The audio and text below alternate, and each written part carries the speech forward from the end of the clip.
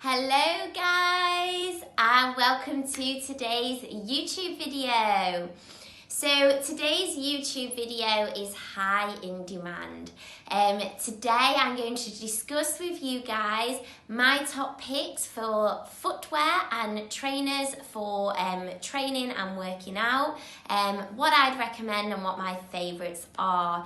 So I hope you enjoyed today's YouTube video and can take something away from it. If you're not already subscribed to my channel, please hit that big red button below and comment, share and like, as it really helps to build our community and our YouTube channel. So trainer number one is going to be my Asics. Now Asics are a great brand if you are going to invest in a trainer for running.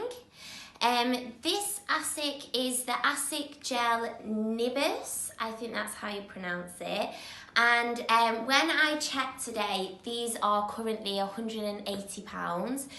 So they are quite expensive, but they are such a good trainer if you do a lot of running training, or if you are going to wear the trainer for long periods of time. That's definitely what I use it for.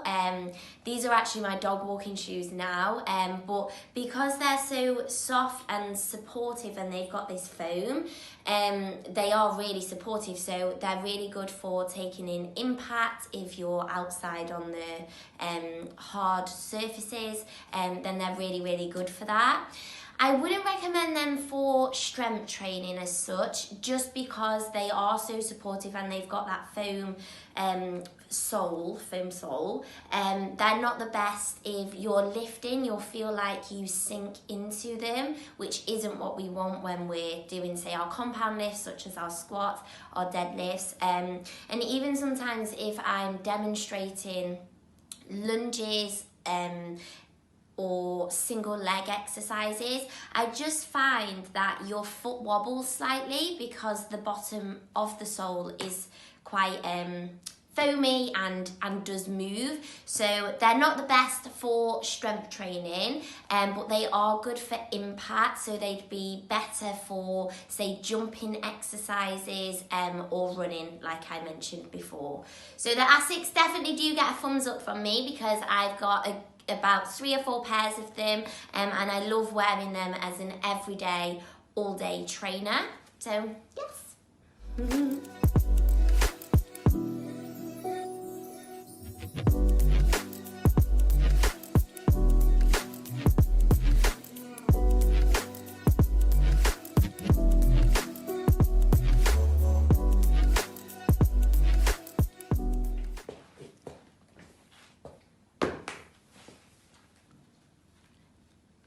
Take this shoe off because I've got them on at the moment. Oh God, I didn't think of that, did I? Here we go. Okay, so trainer number 2 is my Converse. So these are Converse high tops, and these are £57. Now Converse do high tops and low tops, so they do a massive range and lots of different colours. And these shoes are really good for lifting. So compared to the Asics, these are good if you are going to be doing, say, your squats or your deadlifts. You need that flat platform in which you can push through, because when we're doing those exercises, we want to feel almost like we're barefoot, so we're pushing into the ground, and these allow for that because they have a solid platform, a solid a solid sole. Couldn't get my words out then. A solid sole, so it's not going to move, so you can really push your feet down into it, and that's what you want when you're lifting a heavy load of weight. Apart from that, and apart from the fact that they're quite cute, you can wear them for fashion. Apart from that, they're not really good for anything else. I wouldn't advise them for running, as they don't provide any support. I wouldn't advise wearing a Converse shoe for long periods of time either, because they provide no support to your foot. So yeah, they're good for, they have a purpose and they are good for strength training in regards to your big lifts, and they are quite cute. But apart from that, yes, I wouldn't wear them for running or high impact workouts or exercises, and I wouldn't wear them for long periods of time either. But they are not classed as a gym shoe, so that's probably why. But they are good, like I say, for your heavy lifts. So Converse, still get a thumbs up because they are cute and they are good for your lifts, but they would get a thumbs down if you wanted a gym trainer or an all-round trainer.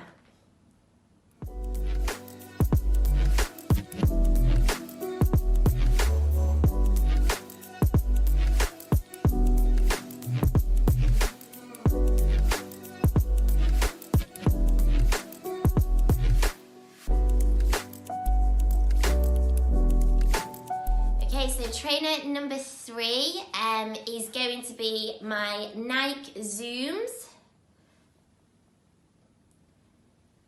and I've also got my Nike Reacts here, which are only so clean because I've probably worn them about 2 times. They would not be this clean otherwise. So these again are nice shoes. They're quite fashionable. I think they're quite cute looking. The Nike Reacts were £100, but when I just checked this morning, they're actually on offer at Shoe for £69. So if you want to grab some, then go and grab some, go and treat yourselves. And the Nike Zooms are £110. Now the reason why I'm putting these two together is because they're quite similar.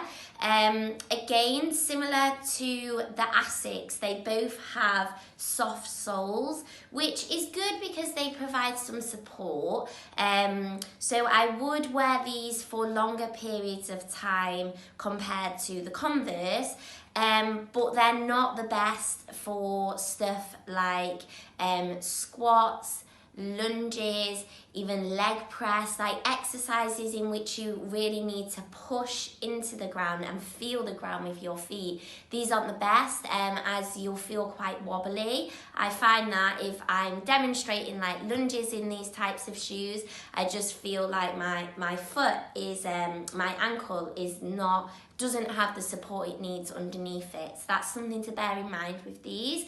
But these would be great to wear for maybe your upper body training sessions where you're not requiring pushing into the ground too much, but need a shoe that's going to provide some support and looks quite cute too. Can go with all of your cute outfits that you've been buying since our last YouTube video, which if you've not already checked out, make sure that you do check it out. I'll add it up below for you.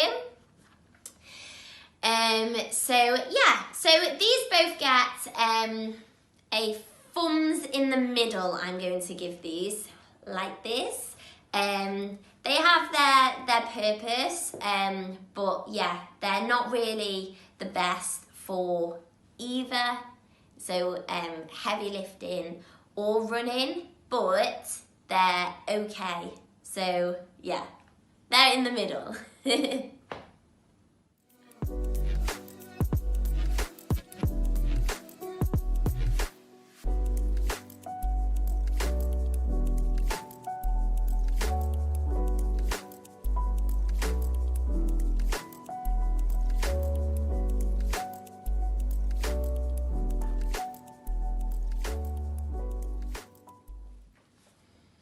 And trainer number 4 is Nike Metcons.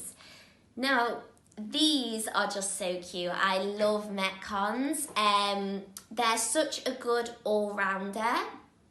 As you can see, they've got a flat surface and quite a hard heel, but they've also got a sole here, which really does provide the support that you need for high impact exercises. So these would be really good for like if you were doing squat jumps or box jumps. They're really good because they've got that flat surface that you need, but they've also got the support here to take that impact so that it's not all going to your joints. These are Metcon 7s, and these are currently £115, so a little bit on the higher end of maybe your price range, but they are such a good shoe. And there isn't really anything bad about them. I think they're quite cute. They provide the support that you need. They're really good for heavy lifts. They're good for running. I mean, I wouldn't advise Metcons if you are a marathon runner and doing like lots of miles every single week. You know, you're probably best getting a shoe such as an Asics shoe. But if you're doing, you know, an odd 5k run here, or you're doing some sprints after your workout, then the Metcon will provide what you need for that, as well as being able to give you the flat surface that you need for your heavy lifts, and giving you the support that you need for other lifts such as like lunges. You're not going to feel like your ankle's got no support and you're wobbling all over the show. So Metcons are definitely get a thumbs up, and these are my favourite. So out of all of the shoes that I have reviewed today, Metcons I would say I'd put at the top. And if I see clients come in wearing Metcons, I'm like, yes, that's really good, because they give you what you need. So yeah, Metcon 7s these are. If you've not already asked what you want for Christmas, then you know now what to ask for.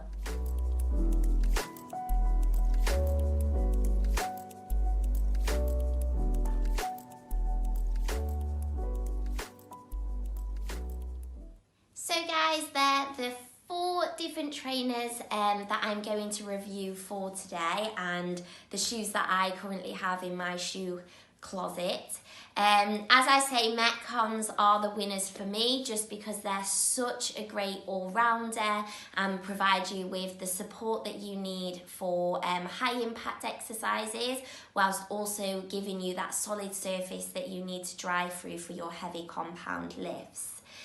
I'm going to finish today's video with a few more tips that I've got for you guys that will help you when selecting your shoes, and some tips as well with your current shoe collection and what you could do with it. So tip number 1 is going to be have a couple of shoes. So have a selection of shoes which you can choose between.